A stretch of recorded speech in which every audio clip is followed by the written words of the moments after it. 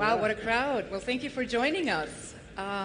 Just out of curiosity, can I see a show of hands? Who of you is active in the SaaS area, working on a SaaS product? Wow. Well, not me. That's a crowd. Well, thanks. So digital transformation has picked up a fast pace in the past years, and software is moving from on-premise systems into the cloud, and market is walking towards a saturation. But Sinead, how did you carve out a niche market for you? Because I understand that your product that you've developed is focusing on a very specific market sector. How did you go about that? Okay, so I work for iCabbi, and we are a taxi technology platform. We're the largest taxi technology platform in the world now, but obviously not when we started. So the beginning of our journey, it really was quite... it was almost by accident. Our founder had an issue trying to get a taxi, actually in Portugal, 12 years ago, and came up with the idea of being able to order a taxi on your phone, which other people have had that idea. I think we all know about that. But when he took the idea back to Dublin, Ireland, he looked at bringing that idea to the taxi fleet. So our customer is the taxi fleet. We're a B2B provider of mobility services. When we first looked at this, the customers that we were dealing with, we're talking servers in rooms, huge rooms with machines going the entire time, pen and paper, people still using radios. So it was ripe for the transformation, and that's what iCabbi has done. We've gone in and we've put everything into the cloud, and we also brought a SaaS model to the industry. We were the first to do both of those things, and that disrupted the industry. And from there, we've just grown exponentially, because the value that we've now been able to bring to our customers. They can work from wherever they want in the world. They've got their own app to give to their passengers, white label. They've got their drivers on a driver app. They have a huge system with dispatch logic inside it. All the products feed into it. And they're very, very happy, but we need to continue doing that, obviously. So we built it, but we're still building it. Yeah. Okay. I mean that's the basic idea. You see a problem and you think about a solution, how to solve that. That was with the taxi app. Once we think about the solution, and we need to look at the technical side, we also need to look at the architecture. What are the most important steps? And Russ, maybe you want to share your experience on that one. When you think about building a product, what is important to build the architecture? What points are necessary to consider? Well, we enable companies to derive lots of SaaS businesses as well. So our technology helps companies. We're at Nodesource, where we observe and maintain and monitor software, specifically Node.js, which most SaaS companies are using Node.js in their delivery of the services. And so we see it both for ourselves in building a SaaS product, but also all of our customers. And architecture is a great place to start, because there's so many choices, so many options to choose within the system, so many factors to take into place. And I think one of the interesting things that we find is that if you are thinking about how you're going to service the customer on your architecture, as well as deliver the core product, that's probably going to give you a big head start. We see most companies go, great, I got to get this thing out, and I push it out and I get rolling, and then I figure out I've got all these problems I have to solve afterwards. And so I've got to believe you see that a ton with iCabbi is how do you support the customer at the end of the day with your architecture? And so thinking about scale is really important, because we all want to grow, but cost is a huge issue. Cloud is not free. We all probably spend a lot of money with the different cloud providers that have done really well. And so optimizing for the cloud you choose, the tech stack you choose, and the team, developers are not cheap either. And so it's a very expensive process. It's true. And you were just talking about team. I don't know. Okay. If you don't mind, No, go ahead. I want to extend this. Because I work with the KYC processes, which are different in any kind of financial institution anyway. So designing a platform that would serve for different type of customers with different demand, but still running on the same core and using the same service and the resource. So that's the kind of architecture that you have to plan. And that's the basics you have to understand. Yes.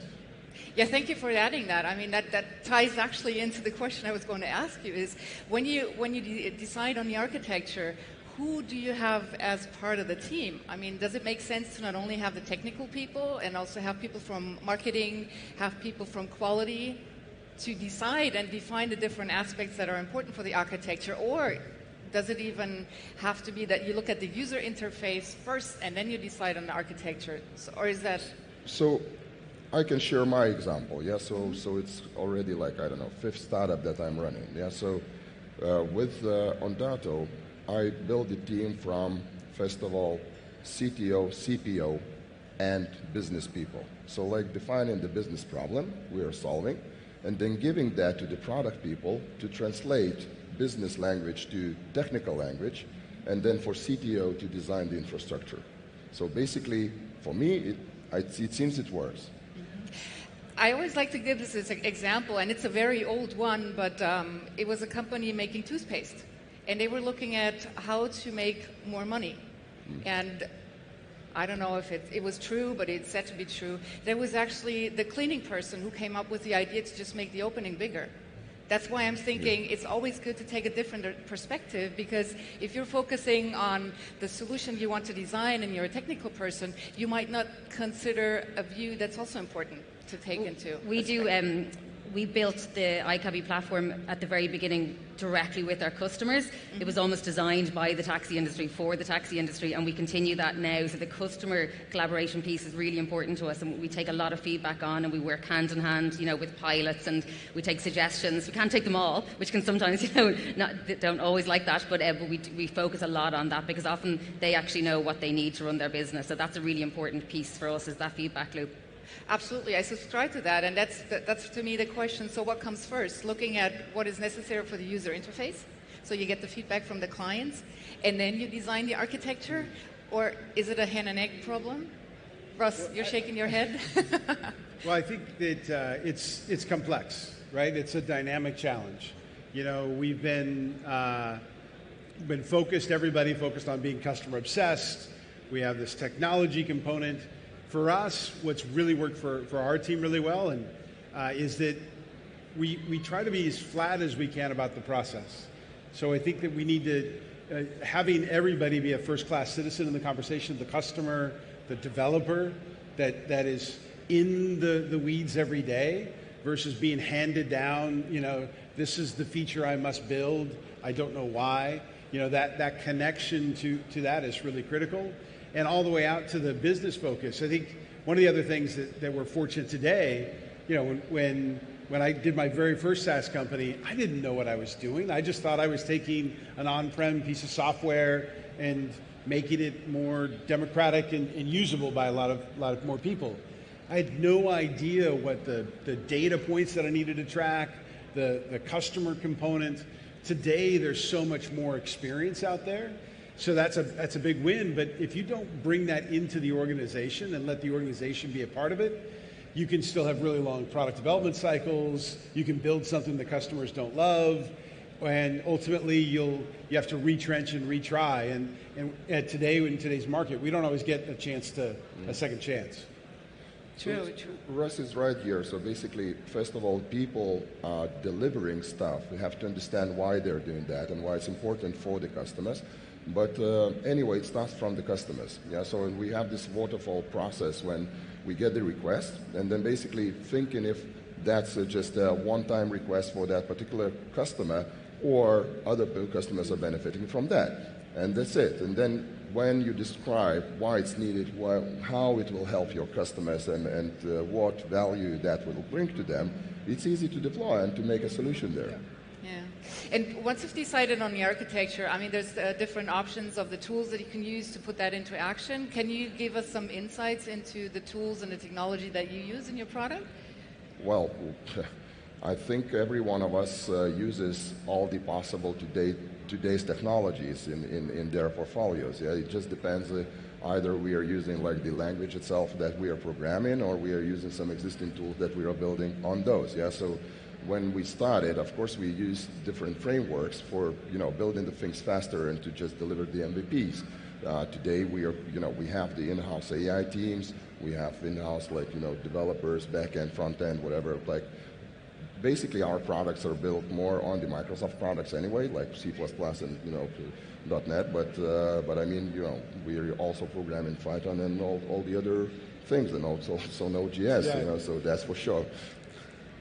Yeah, I think one of the things to think about is that we're probably all using lots of other SaaS products as a part of our product. Mm-hmm. So whether it's PagerDuty or Slack or a myriad of other tool sets that we apply, we use these building blocks, and those can become sometimes religious arguments inside your organization about what to do, and those are healthy conversations, but I don't think I would not start a SaaS company today starting think I had to build everything. There's a lot of assembling of different other SaaS products. Yeah. So, Sinead, does it have an influence of the feedback that you get from the users on the tools that you use for your product? So, like what the guys are saying here, we knit together quite a lot of stuff when we build on different platforms. So we're on AWS, we are integrated into Google now as well. We partner with Stripe, so we have huge amount of partnerships going on in the background. It's a very complicated, powerful product that we have. But in terms of like the development of it, one of the things that we have to trade off is reliability for our customers. If our platform were to go down, which it doesn't, I can tell you, the customer immediately stops making money. So it's absolutely business critical to them. And God help you if you had one of our taxi fleet customers ring you on the phone to tell you that they were not making their money, because that absolutely can't happen. So we have a 99.999% reliability rate of uptime. I always have to put the extra 9 in at the end. It's very important. But it's based on that knitting together of all of these different platforms that we're built on to make sure that we're able to have continuity of service the entire time. Yeah, I mean, I think there's something really interesting about what you said, because the B2B SaaS, we have to think through not just our direct customer, but their customer. Mm-hmm. And when we fail, we actually have a significant impact on that B2B business. Like one of our customers, we don't deliver for them, that can have a massive impact on their business. Yeah, there's a big responsibility at play when you're a B2B provider like that. Yeah. So it's easier to go B2C, I think, from a SaaS to get started, but the B2B to C play, that B2B play is huge. Yeah, and it also means that in terms of selling your SaaS product, trust is huge for us in terms of our reputation and what a customer comes to look to us for. It's about that trust and security that we can contain their whole business and make sure that they're going to be able to service their customers. Absolutely. I mean, that's one important point. And as you go to the end customer, the supply chain up, it's multifold, the impact on the money loss. But if we talk about that, I mean, there's also the responsibility to make the system secure, to make, to know your customer. Is it really the person, especially if you're in a B2C environment? If you're in a B2B, it has to be anti-money laundering. Can you share more insights, Liudas? Because I think that's more in your corner. So, well, it's a very good aspect that you mentioned. Yeah. So basically, we have to understand why and what we are doing and the impact we are having with our products. Yeah. So, since I'm from this industry, it's not a new thing for me. So, of course, we build our products first to be safe and secure, and basically to make sure that we are not risking our reputation first. Yeah. Because what guys are saying that the risk in the B2B sector is way, way higher. And basically, the reputational risk is number one, and that's what we have to think about when designing our products and designing our systems and softwares. So that's for sure. Like B2C is way, way easier because you can take some risk anyway. Yeah. So and the biggest risk is that you will lose some of the clients, but that will be not a big amount or something like that. So that was number one, and basically from the day one when we started, and then the rest, of course, it's even no-brainer when we are discussing the things inside the organization. If delivering something or developing something new, the security aspect and the cybersecurity aspect is always the first topic.